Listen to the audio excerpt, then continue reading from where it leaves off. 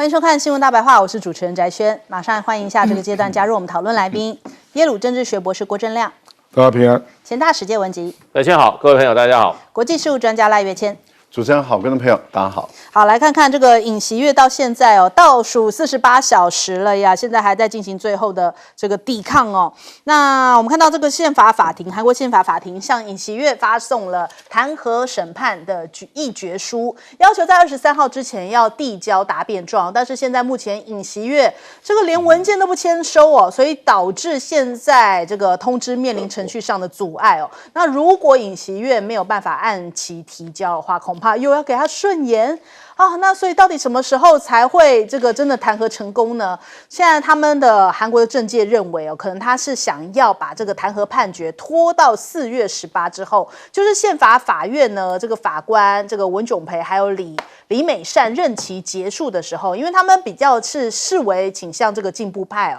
那所以到时候因为这个弹劾案需要有6名的法官赞成，那法官的数目减少的话，就会有利于尹锡悦，所以现在开始采取拖字诀，能拖到4月吗？还有4个月时间能拖那么久吗？那我们看到现在目前这个尹锡悦是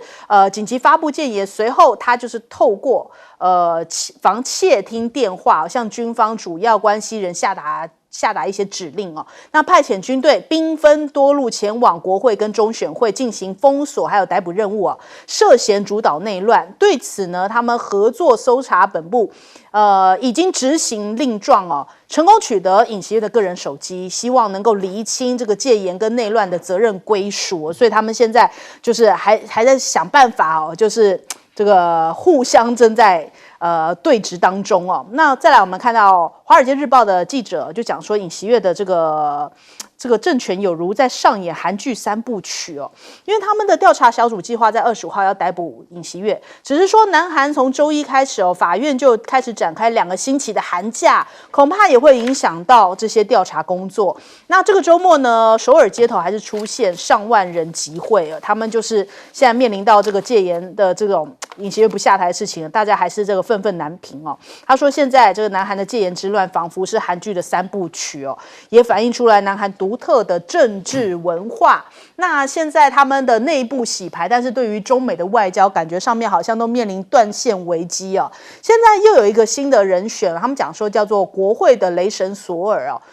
宇原直，他们现在目前韩国的盖洛普民调显示出来，这韩国的国会议长宇原直因为当时他锤下那一锤嘛，所以他被封为是国会雷神索尔。他现在在韩国的人气飙升，说带给人民一个安定感那他其实现在甚至还击败了李在明的这个声量还有前国民力量党的党首韩东勋的这个声量也都没有他高，所以他现在目前是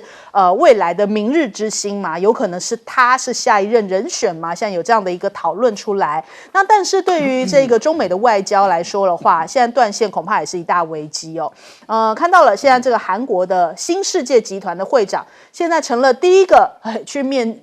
跟这个川普会面的人。那这个牵线的人竟然是川普的长子小唐纳那他现在目前是韩国政界、外交界还有企业界当中唯一第一个跟川普会面交谈的第一人。那他说他有见面大概10到15分钟一起用餐，然后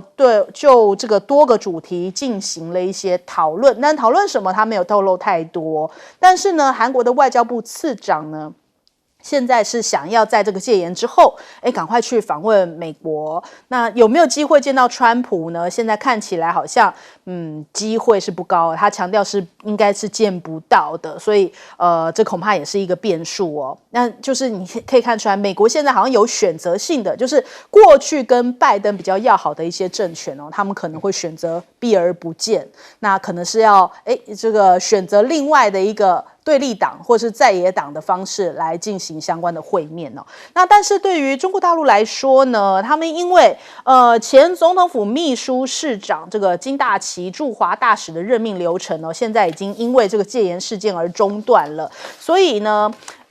现在在中国大陆的这个大使，这个郑在浩，不久之后也要回到韩国了。那现在看起来，恐怕接下来这个驻华大使就韩国驻华大使可能会因此空缺，那势必也会影响到明年庆州 APEC 高峰会。本来是说要邀请这个中国国家主席习近平去访问韩国，可能这个计划也会受到影响。那再来看到中美的这个岛链对抗。美军他们的这个美国的媒体军媒分析，他们说，感觉上现在中国大陆的导弹战略可能会影响到美军在西太平洋地区的一些基地所以他们说，应该要优先建立第一岛链范围之内的空中拒止能力才能够有机会在这个大陆这个导弹轰炸当中维持美国空军的战斗能力。所以他们现在讲说，好像关岛这边好像有发现到7名的大陆公民好像非法进入到他们一些军事设施的附近所以开始展开调查，又开始释放说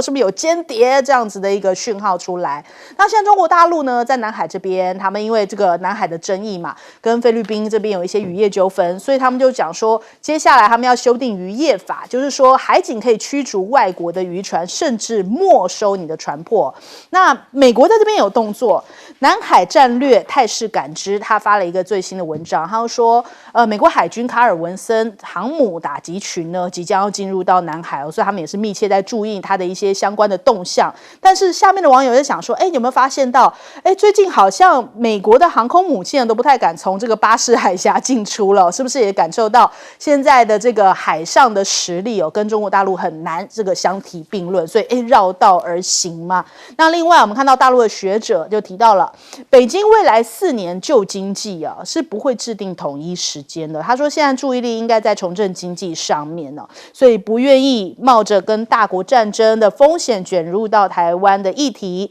所以他认为就是中美两国呢应该不会因为台湾而开战。好，这个首先我们来请教一下亮哥，亮哥怎么看？尹锡悦当然他是据了解了，是希望拖到4月，因为大法官有6位嘛，那有2位进步派的听说任期到了可是我坦白说了，这个我们法律上的到达，他想要这帮拒收了，我没收到了，用这样来拖时间，这个坦白讲也取决于这个韩国的司法单位怎么去强制到达啦。对，因为这个法律上一定有定义的啦，我可以找得到了你的地址，我都用挂号信寄到你那边，那你那边狡辩说你没收到，那他们就要做个决定了。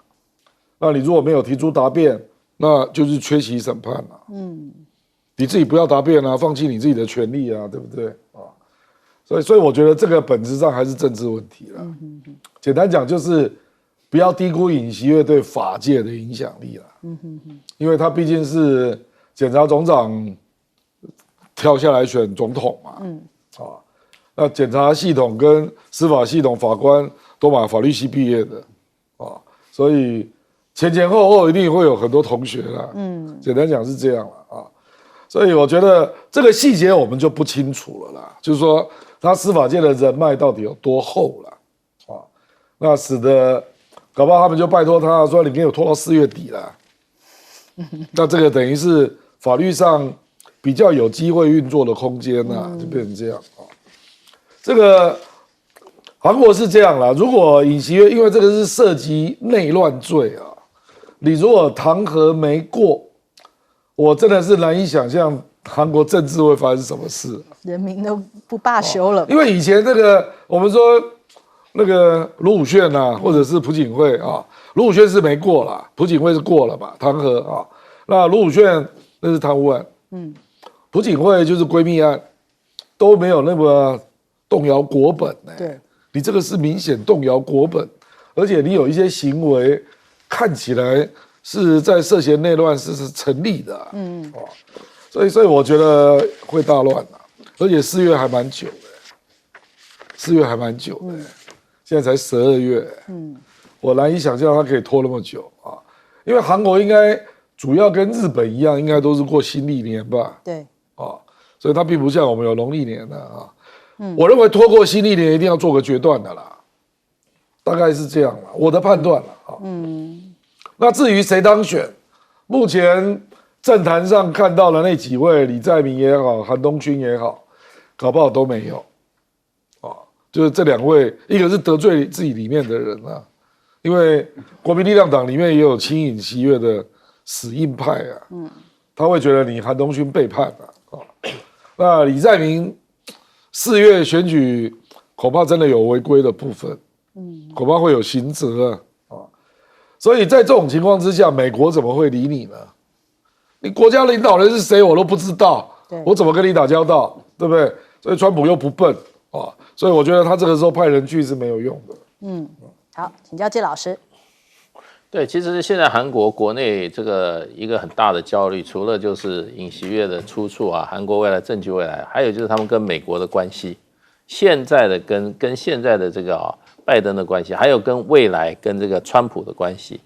所以呢，这一次韩国的这个零售业大亨啊，这个叫这位先生啊，叫郑荣正，他其实是等于说是企业家第2代，他父亲那一代创造这个韩国新世界百货这个集团啊，是很有钱。那个人他跟美国应该交往是非常的容易，因为他在韩国念完高中，有他到美国念大学，对，他是美国布朗大学毕业的哈。所以呢，这一次他去美国访问，等于说韩国现在台面上人物啊，不是政坛的。那他是第一个去跟这个美国的新政府的人士啊，川普见面。那他郑荣正，他原来在韩国，我看报道就说他很喜欢透过社群网站对很多政治议题表示意见，所以他会抢在这时候去看川普啊。我觉得他本身可能也有一些政治动机啊，也未必啊。不过他抢得头香啊，韩国政府、韩国各界是非常非常的这个重视。然后我看那个韩联社对于他的这个报道啊，非常非常深入啊。他还问了，就是说，你跟这个川普见面哈，你们有没有提到韩国的问题啊？那提到哪一些啊？结果郑荣正很小心，他说，川普有问我几个具体的问题，可是内容不便透露。然后呢，所以我觉得这些韩国人真的是一般来讲会被骂死，对不对？你代表韩国去，结果问你问题，你又这样子三缄其口。不过他就是说，他本来是去5天啊，后来延长6天。主要他跟这个谁啊，跟川普的小儿子唐纳啊，谈得很投机。那他说唐纳还介绍他好多人认识。然后呢，他说他跟唐纳还有共同的信仰，他没讲什么信仰。那么他们双方还对信仰问题进行了交流。可是我说实话，我对美国真的是观察其实川普去见他的人非富即贵。你贵者的说你要个 title 嘛，对不对？你要是总统，对不对？你是总理他就见，其他他都不见。那其他见的这些有钱人特别多富人见的比贵人多。美国的政治什么都可以捐款，什么都可以捐款。我以前第一次到美国工作的时候那时候长官交代一个工作，就是说要参加一个活动，州长就职典礼。我打电话去问以后，他说：“哎呀，欢迎！你要参加什么哪一场？”然后呢，结果就说这一场是大会大概500块一张票，一买票你过来。这一场第2场他说这个 party 只有他说200个人，一张票2000块，还有一场50个人2万块，还有一场更少20个人5万块。在卖门票，你要参加哪一场？现在美国是政治，它就是这样运作的。所以川普做生意是生意人，几个人以上可以合照，还有合照，还有他怎么样？他保证这个州长到这个场合待20分钟，会跟每个人深入交谈，他保证。那这种1对1的多贵啊！你说那个美国的那个股王，对不对？他有一阵子他在卖他的那个会谈的，随便一场就要花100多万美金跟他吃一顿午餐。人家说巴菲特一场就100多，结果趋之若鹜你想想看，他为什么要建这个建这个韩国的这个少东家这个有钱的人后面大概这个价码是相当可观的。我们来问赖老师，这个文集的刚刚的一个介绍美国的拍照的文化就让我想起一个念头。我觉得那个郑亮到大陆去啊，可以站在那边说拍一张5块钱人民币，少来了，微信支付啊，然后围殴啊，然后在旁边放2个 QR code， 就少一个50块就拍一张照啊。我觉得美国的政治文化真的是很堕落还好我们台湾还没有到这样的一个程度真的是很糟糕。我觉得尹锡悦他明明就在总统府嘛当然不在青瓦台了因为他害怕青瓦台闹鬼会下台，结果呢搬到别的地方，这些还不是连任期都没干满就要下台了。我觉得他不在，但是问题就是他人在，但他拒收，没有什么用的了能够拖多久？我个人推断了，就是宪法法庭已经开传票了嘛，那你拒收，你明明在，那当然就是依法执法嘛。25号去进行逮捕的可能性不能排除即使他用各种方式，我觉得不能够完全排除。那另外，韩国跟中国大陆的关系其实过去是稳定的是稳定的，不管是文在寅的时代是很好的一个，甚至连朴槿惠的时代的时候，其实也都是朴槿惠还去参加大陆的这个有那个阅兵式我觉得韩国在过去的领导人中，即使他再怎么亲美，他都有一个限度，因为他知道中国大陆是太重要了，对他不能够交恶。可是尹锡悦例外，尹锡悦他本身插手南海、插手台海两岸之间的问题的时候，他完全倒向美国，完全不顾中国大陆的感受。我觉得大陆把他跟韩国的关系冻结在那里，这是想当然尔，完全可以理解的事情。所以我觉得韩国尹锡悦真的一个，我坦白说了，我觉得我们台湾也是你选出一个领导人，不能选一个对国际政治毫无概念的领导人，这实在是太危险了。这样的一个毫无概念的领导人，尹锡悦就把韩国带上险境了。对，你看现在朝鲜的武装力量已经到什么程度？朝鲜介入了俄乌的问题，朝鲜的核武的发展，朝鲜的战略武器的发展，这些本来是俄国还是会再负中国的态度结果你看到俄乌的战争的时候，朝鲜给俄国的援助，还有俄国给朝鲜的这个支撑，结果彼此之间却把东北亚的安全局势，尤其是核武的安全局势整个打破了。坦白说，尹锡悦真的是韩国人的罪人他不只是内乱罪，他的外患罪，我觉得他也是真的是一个非常对韩国来讲很恶质的一个领导人。没有第一岛链其实美国就没有岛链了。第二岛链是伪命题，我一直不断的，因为我们学战略，我们都知道第二岛链是伪命题。你不可能从关岛、夏威夷到阿拉斯加建立一个防堵海空军的围堵线，那是伪命题。没有第一岛链，根本不存在第二岛链。现在美国没有第一岛链了，怎么还会有第二岛链呢？好，我们先休息一下，广告之后马上回来。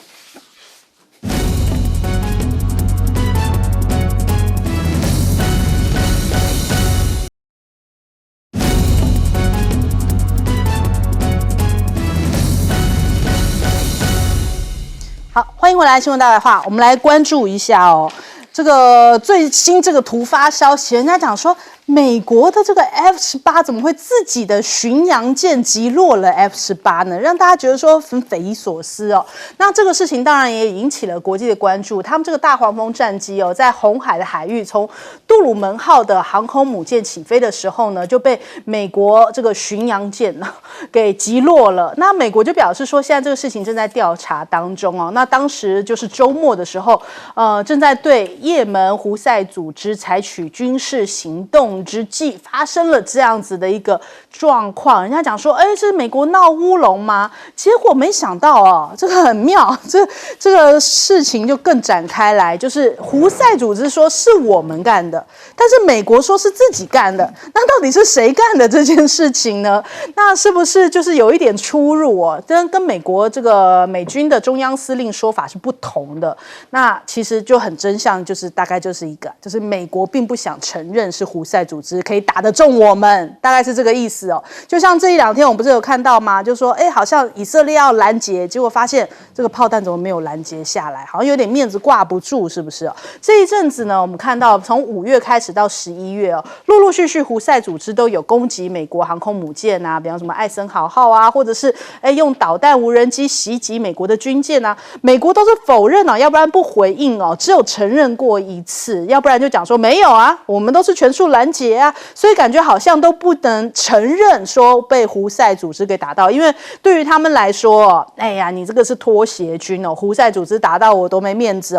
所以他们就要讲说，这个是我们自己不小心伤到自己，宁可讲说自己这样子打到自己是那个误伤，都不愿意承认是被胡塞组织给打到那再来我们看看这个俄乌战场呢，现在也出现了这样一个新的局面乌克兰的无人机袭击了喀山2栋的大楼感觉上面好像是直接把这攻击目标转向了俄罗斯的平民，这也算是一个新的篇章就是战争的一个新局面。而且这样子的一个攻击方式，也让有些人讲说，好像有点像911式的一种攻击法那再来我们看到这个，当然俄罗斯非常生气普京就直接讲说会以数倍奉还这件事情，一定会让乌克兰对这件事情感到后悔。还有俄罗斯现在这几天也出现了一些纵火案那背后的元凶疑似是乌克兰的诈骗者，怎么跑到了俄罗斯这边来犯案呢？那现在俄罗斯真的是蛮不平静的，感觉乌克兰好像用一波无人机还有相关的这样子的攻击他们说统计下来光是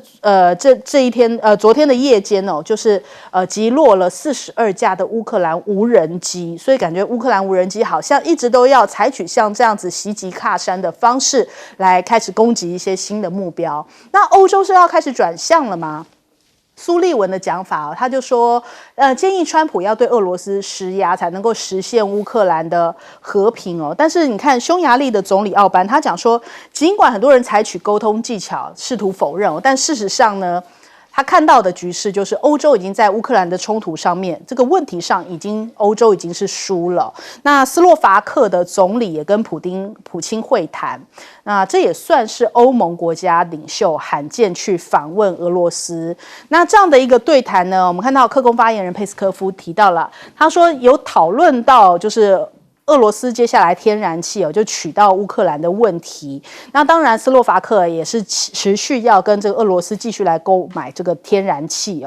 那所以这个算是蛮特别的一次这样来自欧盟的领导人的对于俄罗斯的访问。那到底现在的这个局势应该要怎么来定调呢？你看一些美国的媒体在讲说现在其实已经是第3次世界大战开打了呀。普京还对于这个事情有正面回应他是讲说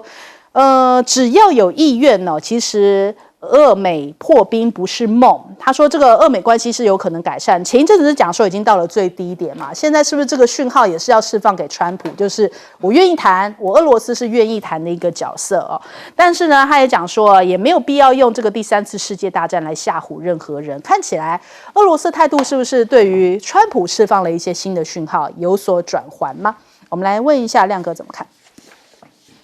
我觉得这个不是针对川普啦，而是方案啦。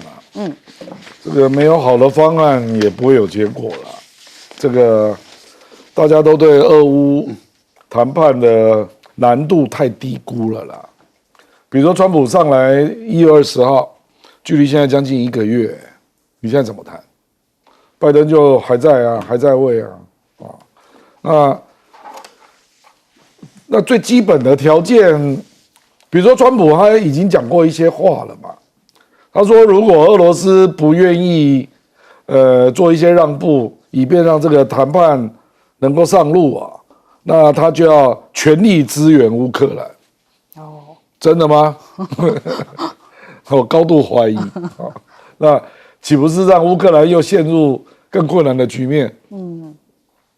然后北约那个欧洲国家做的姿态。是比较具体啦，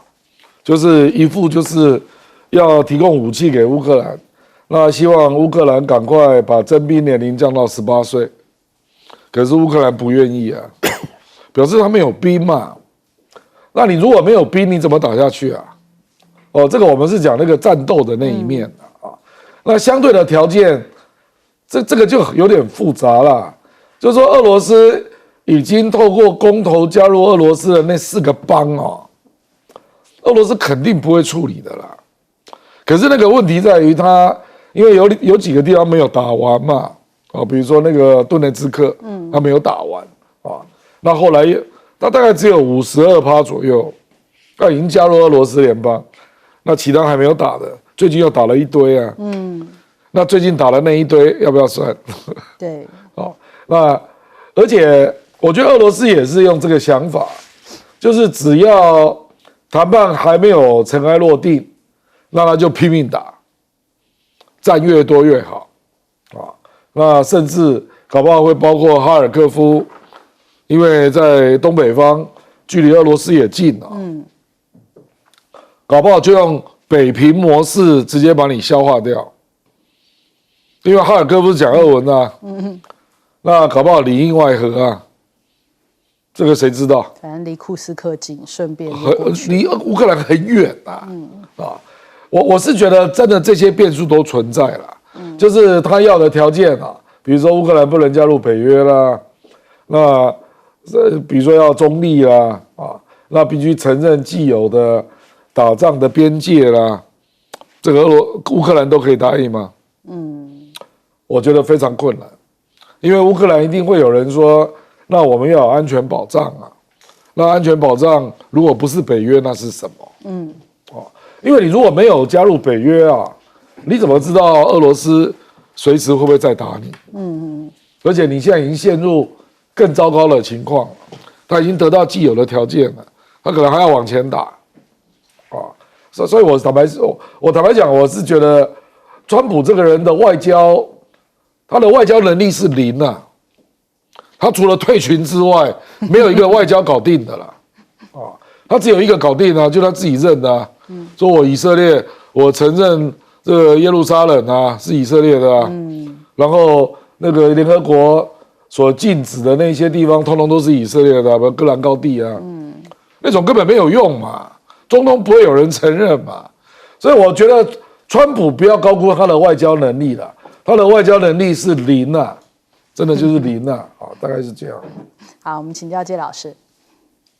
其实我是建议，其实美国这个国防部应该权衡一下哈，到底是说自己说是自己的大黄蜂被自己的人误打下来哈，比较就是说颜面损伤啊，对美国造成的伤害比较大。还是说呢，这个飞机是被胡塞武装组织打下来的，对美国伤害比较大。我的看法是认为他承认是被胡塞组织打下来的对美国的伤害比较小。对，为什么呢？就是说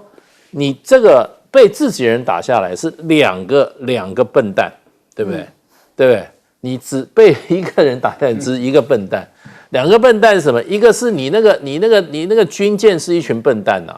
怎么会飞弹去打自己飞机呢？对不对？那你那个大防空的这个飞机，号称这种刀枪不入的，那驾驶员怎么会让这个事情被人家随便打？你飞弹飞过来就是来打你的，你就应该想办法闪躲嘛，想办法怎么样来规避嘛。所以呢，你最后如果说是美方说是被我们自己人打下来的话，那我觉得就是你两个都有问题，对不对？你这个所谓友军的这个你这敌友不分，这就是一个大问题啊，对不对？然后你这个你那个军舰上那些人都很有问题啊，怎么会去打一架自己的飞机？这个问题是很严重的对，这是已经一个怎么样？已经跌到谷底的声望了。第二个，你的战斗机也不行，对不对？那飞弹打过来，不管你是什么样型的话，你躲不过嘛，对不对？所以两个笨蛋。那你如果说今天就是说如果说是被胡塞组织打下来，你承认的话，那你就说，哎呀，胡塞组织我们要好好注意它，它得到了最先进的不晓得从哪最先进的这个对空飞弹，连我们这么好的这个飞机都被它打下来，那不是有面子吗？现在我们昨天听到说是自己打下来，我们都是哈哈大笑，全世界都在笑，这个是什么乌龙军队啊？对不对？所以我觉得现在美国这个政府有的时候这个逻辑跟他们形势的研判是有问题的啊。那既然胡塞出来这样，你第一个你就不要扯谎。如果是胡塞打的话，就让胡塞，你给他一个面子，对不对？可是你自己保全一半的面子，你现在里外不是人，所以我觉得美国这个问题啊蛮严重的。还有就是说，现在这个打喀山，主要这个距离很远，因为从乌克兰边界打到喀山1000公里啊。我看到他打下来那个时候，他有那个照下来，那个飞机是比较大的。我觉得他带的是燃烧弹，所以要刻意造成那个效果所以就造成那个火光很大，火光很大。可是这一个关键不是说这个飞机能不能打到，能不能飞那么远的问题啊。一个关键是说它如果飞了1000公里，还能够精准打到一个目标这个导航能力很重要。导航能力太重要。那这个难就难在导航那么远打到一个这个精准目标那这个没有这个美国或者北约的这个协助是不可能的。我认为这个又是一次美国为首的北约要怎么样把俄乌战争升级的另外一个怎么样一个作为。是。那所以说现在拜登还剩几天，一个月不到嘛。对。我觉得这种事情我们不能排除它还会继续发生。好，接着来问一下赖老师。这一次胡塞成功的从本土打到以色列超音速飞弹，以色列没有拦截成功以色列也承认它的这个拦截系统没有办法拦截超音速的导弹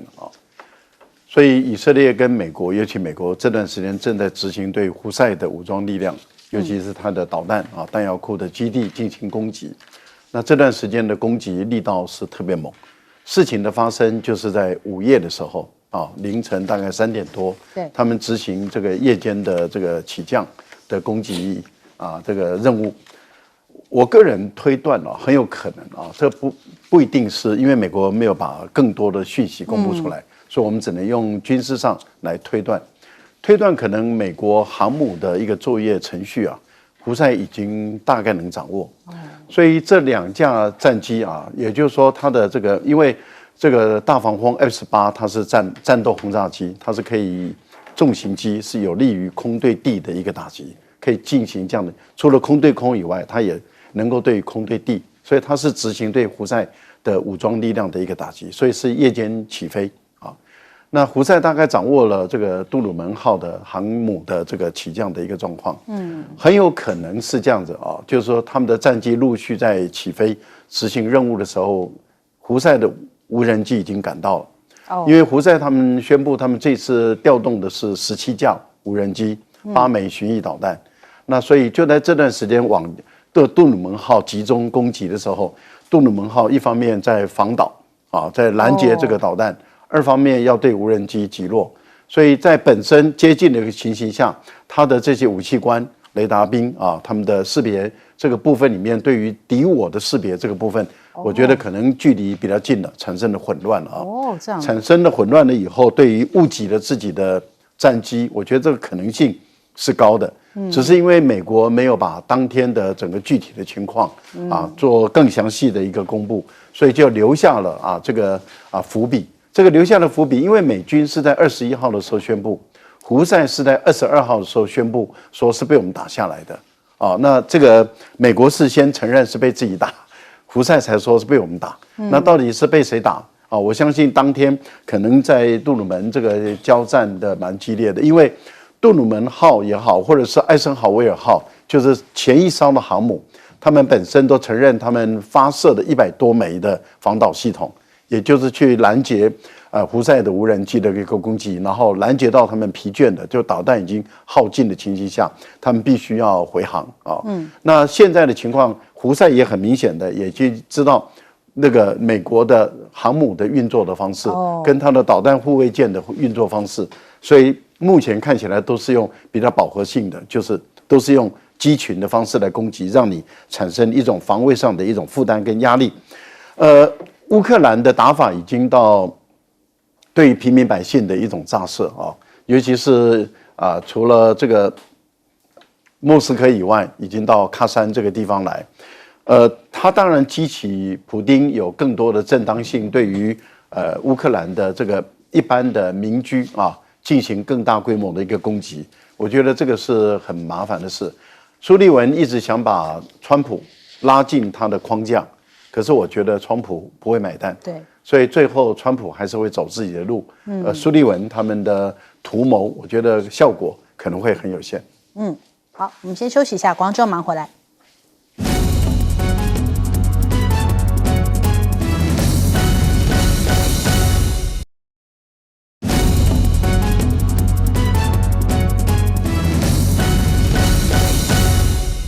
好，马斯克最近有一个新的动作，他就讲说呢，挡下了美国对于中国大陆限制对中投资的法案哦。在这个现在目前马斯克的操作之下，他众议院21号他们通过了新版支出法案，删除了对于中国大陆投资的相关限制的条款哦。所以民主党人就跳出来啦，就说哇，马斯克是不是在保护这个他在中国大陆的商业利益呢？那他们讲说你是在讨好中国大陆。是不是啊？还讲说你是不是地下总统啊？开始给他贴这些标签哦，说反正他们就讲说他的底线就说马斯克的底线取决于是不是能够继续在中国得宠。他想要在那边建立一个 AI 资料中心，可能会危及美国的安全。他在竭尽全力在讨好中国领导人，所以他现在连马斯克都被抹红了呀。那马斯克的影响力非常大，其实不光是民主党这样子在批评他，共和党也讲说，你好像我们的总理一样，虽然美国并没有总理这个制度但是现在俨然感觉好像马斯克就仿佛是一个新任的美国总理一般这当然是他们自己政坛的一个讲法啦。那再来传出川普上任当天就立刻要退群了，就立刻要退出 WHO 那现在专家就讲说，哇，要是美国退出这个全球的卫生跟健康恐怕会带来一个灾难性的冲击，也有可能是代表着接下来美国退出了嘛，中国大陆就可以在 WHO 更有领导力啦。所以他们自己本身内部的一些专家就讲说，不可以千万不行退哦。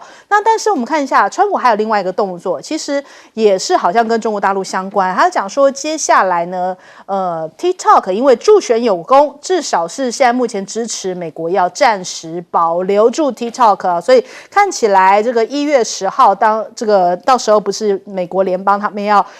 决定这个 TikTok 是不是能够存留这件事情，看起来好像有了这个川普的加持，应该比较稳当一些。另外看到了这个川普上任之后，他说要接下来让巴拿马运河要回归美国。他说当时呢，以前他说给这个巴拿马这$1的价格是为了要让巴拿马管理而不是落入坏人之手。他在影射什么呢？就想说可能是在影射中国大陆对于运河有影响力所以他说接下来要把运河给拿回来，要这个插上美国的国旗，再插在巴拿马运河上面那你看巴拿马这边的这个总统他就很生气了，他就讲说巴拿马运河还有相邻的每一寸每一平方都是巴拿马的，以后也是不会是你美国的，所以开始有一番唇枪舌战那为什么会这样子讲？其实对于美国来说，看到中国大陆在拉美这边影响力是越来越大了那所以他才会很着急讲说，哇，现在巴拿马要赶快拿回来。但是呢，是不是也反映出来，的确中国大陆在这个等于说南美洲，就是美国的后花园这边动作频频像是他们的海军舰艇有经过加勒比海这边通过巴拿马运河而且呢还有这个俄罗斯联合古巴委内瑞拉军演，中国大陆其实也去参了一脚还有在古巴这边也有一个情报基地。那美国的智库曾经还讲说，哇，这可以收集很多的资讯这不利于我们美国。所以可能在这样子后花园的一些动作来说的话，川普也是很着急所以要赶快保卫后花园吗？才会有这样子要拿回巴拿马运河的一个说法吗？那首先我们来请教一下亮哥。马斯克所反对的那个法案他事实上他写的有点复杂啦，他是在针对就是说这个对中国相关实体在国安敏感地带购买房地产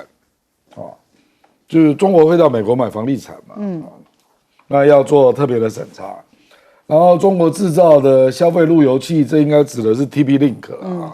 TP-Link 在美国的销售是65%，